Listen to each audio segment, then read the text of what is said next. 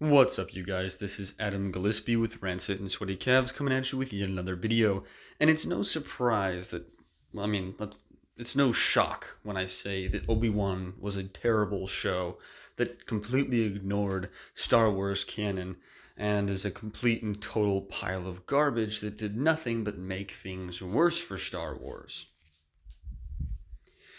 That being said, the director for Obi-Wan Kenobi, Deborah Chow, says that her advice for future Star Wars directors is to not get hung up on the Star Wars of it all. That meaning that she tells them to ignore Star Wars canon. Speaking with The Hollywood Reporter's Brian Davids, Chow was asked, "What advice would you offer the next director of the Star Wars project?" Chow responded, "Make sure all the creatures go to the bathroom before you bring them to set. Otherwise, you're going to be waiting 45 minutes. That's obviously a joke, not a funny one." After the joke, she shared her serious answer. "The biggest thing I learned from The Mandalorian is to not get hung up on the Star Wars of it all. It's hard on a project where there is so much canon and so much responsibility to a fan base, but I would always go, if you take Star Wars out of this and it's just people and human emotions, does the story still hold up?" So, she is both correct and wrong in her assessment here. She is correct because if a story can't hold up on its own merits regarding human emotion, the trials and errors that people are facing, the situations that people are pressed with, if they can't hold up on their own, that's obviously a bad thing. However, that is not to say that it is a bad thing to also have it connected to a specific canon. The reason why she's wrong in saying this as a whole, because she's focusing primarily on the human emotions and whatnot, is because these human emotions and the stories presented through the characters are presented within a canon of stories, being Star Wars. Not only did Chow tell future Star Wars creators to ignore the Star Wars of it all and Star Wars canon, but she justified her canon-breaking decision to have Obi-Wan Kenobi leave Tatooine and cross lightsabers with Darth Vader before they eventually meet on the Death Star in the original Star Wars film. Davids asked Chow, did Alec Guinness's "true from a certain point of view" line about having... there we go. Page is loading now. Davids asked Chow, did Alec Guinness's "true from a certain point of view" line about having told Luke what Darth Vader murdered his father give you license to imagine that there was more to most of what Obi-Wan said? She answered, "I don't think anyone will ever know exactly what George Lucas intended or what the intention was with some lines. There's so much room for interpretation and so many people have different interpretations." Here's the thing. You can find out very easily what George Lucas's intentions were with that line and with every other line in Star Wars canon because of how he describes the lines of dialogue, the actions taken, the emotions presented, and the decisions behind the scenes in the behind the scenes content. Not to mention George Lucas himself in the behind the scenes content has already explicitly stated that Obi-Wan Kenobi and Darth Vader had not met since Mustafar. They had not met each other again since Mustafar. That was in George Lucas's own words. So no, there aren't many different interpretations. There is one interpretation, and that is the interpretation that George Lucas presented to the audience through his own words. So for us and she continues by saying, so for us, the big thing was the emotional authenticity, and that this felt innately like the right journey for these characters who were coming out of the prequels and into A New Hope, she added. Well, guess what? You failed there too, because everyone delivered their lines as if they were just a bunch of freaking robots. There was no emotion, there was no emotional impact, the characters were flat, they were completely boring, and all the emotion that you had in this show came from a character that nobody liked in the form of Reva, because all she was an angry, agitated young woman who had a chip on her shoulder and got stabbed twice by Darth Vader and somehow lived, even though she got stabbed in the chest and the gut. She's just not an interesting character. The rest of the emotional stuff didn't exist. There was no other emotional validation in any of the other characters.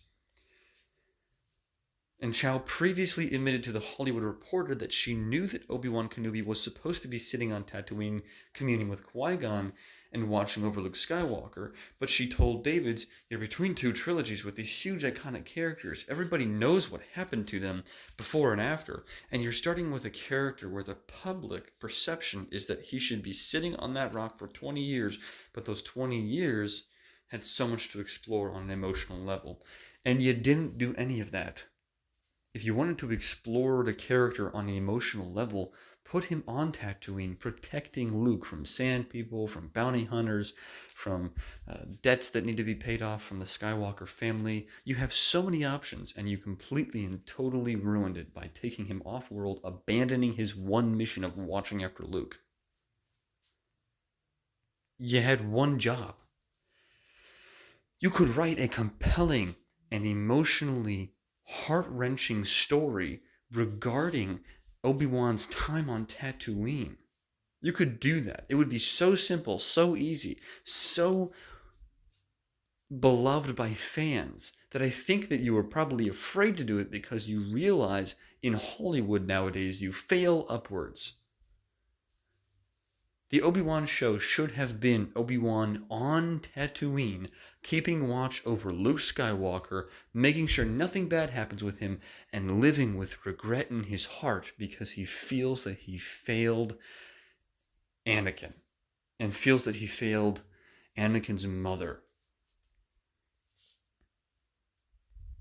Put scenes like that into the story.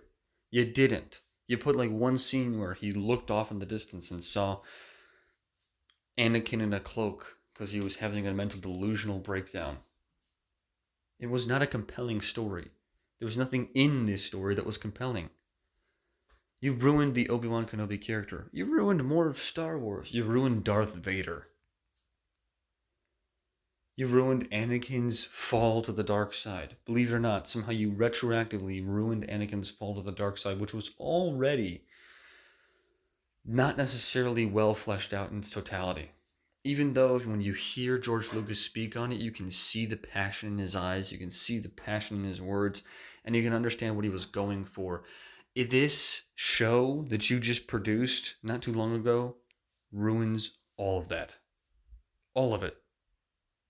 The pride that these writers have in their own garbage work is pride that I wish I had in my work when I do something that I think isn't even as good as it could be. Because let me tell you, I never feel like I've satisfied myself in terms of writing and storytelling. I never feel like I've done enough to make things make as much sense as they possibly can in my storytelling.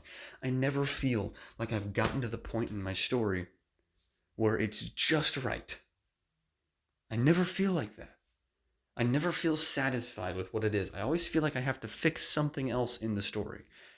And I'm trying to make sure that my stories are as needle thin in terms of problems as they possibly can be, as airtight as they can be. And these people just completely and totally neglect everything that came before it and everything that will come after it so that they can make their own fantastical story of their own idea or perception of what it was. This is why Death of the Author is the dumbest concept in the world. For those of you who don't know, Death of the Author is I'm taking my perception of what it means from my point of view and applying it to the story, despite what the author himself or herself said about the story.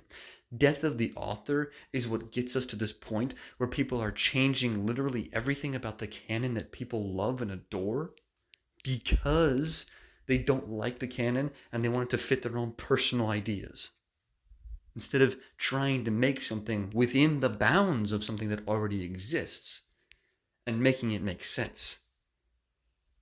Death of the Author has led to this complete and total bullcrap that we see today, along with political ideologies as well. But Death of the Author, in terms of a writing method, is what burned everything to the ground creatively. That is based off of a product or a piece of media that already exists. I certainly hope that when I come out with my stuff, people don't use death of the author as an excuse to ruin the story that I've written.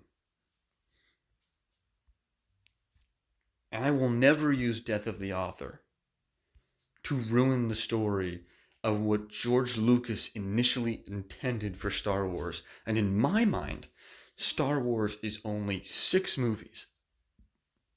Nothing after Disney exists. The only Star Wars content that exists in my mind, because it was what existed in George Lucas's mind, is the original 6 movies that we got that were far better than anything Disney could ever hope to produce. It's that simple. George Lucas, creator of Star Wars, has the final say of what actually occurs in his story. Disney has no right to destroy the content which he created. Death of the author is the dumbest thing that ever existed in terms of writing and creation of media. And it's led to all this garbage that we see today. Let's get death of the author out of our minds and start focusing on writing good stories and acknowledging what already exists to write stories within the bounds of that which already does exist. That's going to do it for this video. Let me know what your guys' thoughts are in the comments section down below. Like this video, share it with your friends, subscribe if you haven't already, and click that bell notification icon so you don't miss a video that I upload, and check me out on my different socials, including my Rumble. You can find me there by looking up my channel name, Rancit, capital R-A-N-T-S-I-T, all one word, no space. That's on Rumble. I hope you guys have a great day and a great rest of the week.